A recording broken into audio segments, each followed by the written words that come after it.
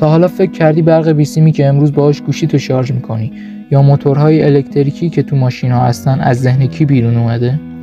نیکولا تسلا، مردی که نه تنها از زمان خودش جلوتر بود، بلکه انگار از دنیای دیگه اومده بود. تولدش وسط طوفان و رعد و برق بود. ماما گفت این بچه نشونه شومی داره، ولی مادرش جواب داد نه، اون فرزند نور خواهد. توی این ویدیو قراره با هم وارد دنیای کسی بشیم که آینده رو ساخت، ولی خودش در تنهایی خاموش شد. تا آخر با من بمون، چون قراره چیزهایی در مورد تسلا بشنوی که هیچ وقت تو مدرسه بهت نگفتم. تسلا سال 1856 در روستایی در امپراتوری اتریش به دنیا آمد. پدرش کشیش بود، ولی مادرش با اینکه تحصیلات رسمی نداشت، اما تو ساخت ابزارهای خانگی نابغه بود. تسلا همیشه میگفت نبوغش رو از مادرش به ارث برده.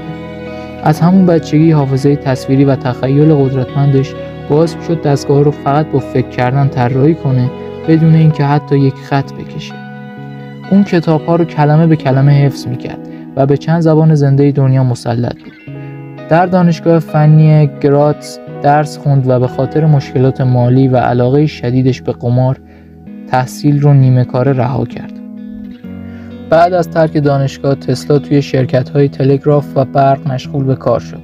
در سال 1884 فقط با 4 سنت توی جیبش و یک نامه معرفی برای ادیسون وارد آمریکا شد. همکاری با ادیسون خیلی زود به اختلاف کشید، چون تسلا معتقد بود جریان متناوب بهتره، ولی ادیسون طرفدار جریان مستقیم بود. این اختلاف آغاز جنگ جریان‌ها بود، نبردی علمی که سرنوشت صنعت برق رو رقم زد. تسلا آینده رو بهتر میدید، حتی وقتی همه باهاش مخالفت میکردن. تسلا موتور القایی رو اختراع کرد، موتوری که با جریان متناوب کار میکرد و انقلابی در صنعت ایجاد کرد. با جورج وستینگهاوس همکاری کرد و جریان متناوب رو به عنوان استاندارد جهانی تصویب کرد.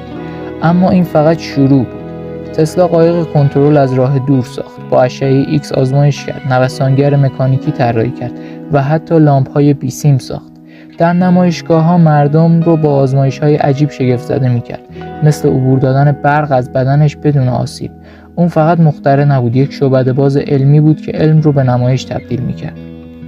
تسلا همیشه فراتر از زمان خودش فکر می‌کرد. حتی برجی رو ساخت تا برق رو بدون سیم به سراسر جهان منتقل کنه.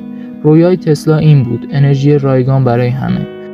اما سرمایه‌گذارانی مثل جی پی مورگان وقتی فهمیدن نمیتونن از این پروژه سود ببرن، حمایتشون رو قطع کردن. گفته میشه بعد از مرگش FBI تمام نوشته‌هاش رو ضبط کرد و هنوز برخی از اونها محرمانه باقی موندن. تسلا آدم متفاوتی بود، وسواس‌های خاصی داشت. مثلا قبل از غذا 18 دستمال استفاده میکرد و هر شب دقیقاً ساعت 9:10 به خواب میرفت و فقط 2 ساعت در شب میخوابید. به عدد 3 وسواس داشت و معتقد بود همه چیز در جهان با ارتعاش و فرکانس قابل توضیحه. یک جمله معروف ازش هست: اگر روزی به اهمیت اعداد 3، 6 و 9 پی ببرید، کلید گیتی را در دست خواهید گرفت. بعضیا میگفتن تسلا با موجودات فضایی ارتباط داره. خودش هم گاهی حرفایی میزد که مرز علم و تخیل رو محو میکرد. تسلا در سال 1943 تنها و فقیر در اتاقی در هتلی در نیویورک درگذشت. اما امروز نامش روی واحد مغناطیسی شرکت‌های بزرگ و حتی خودروهای الکتریکی نقش بسته. حتی مردی مجسمه‌ای از تسلا نصب کرده که وایفای رایگان پخش میکنه، ادای احترام به کسی که پایه‌گذار فناوری بیسیم بود. تسلا شاید در زمان خودش درک نشد، اما امروز جهان به نبوغش افتخار میکنه. و شاید مهمترین درس از زندگی تسلا این باشه که نابغه ها همیشه در لحظه درک نمیشن، ولی آینده با فکرشون ساخته میشه.